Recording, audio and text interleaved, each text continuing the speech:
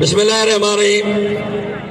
नाज़रीन तो असां मुखातिब उस्ताद नज़ीर अहमद विस्तड़ो अता ज़ुल्फ़िकार अली जट्याल ऐं तव्हांजो खाधो मुश्ताक अहमद मंगरियो मेलो हज़रत साईं सरदार अहमद शाह लकानी रहमतुल्लाह अलैह जो बैनुल अक़वामी हिकु शाइर अल्लाह जो वॾो वली बुज़ुर्ग सैदाबाद ज़िले मटियारी शहर सैदाबाद जे भरिसां अॼु टियों मलाकड़ो आहे जंहिंमें आल पाकिस्तान जा 14 मुक़ाबला थी रहिया आहिनि ऐं सिंध जा उहे पहलवान पहुता आहिनि जेके कलंदर भिटाई ते हाज़िरी भरींदा आहिनि। बलोचिस्तान खां बि मल्हनि जो काफ़िलो आयो आहे त अॼु आख़िरी ऐं अलविदाई मलाकड़ो आहे।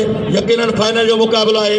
मल्हनि जी वॾी तयारी आहे। अॼु असांजो दोस्त पहुतो आहे यूट्यूब जो असांजो प्यारो पुरानो साथी पहुतो आहे अदा मीर सरसो लॻी हुन सां गॾु आहे क़िबला साईं सैयद हयात शाह बुखारी उसा ख़ुदा बशीदी।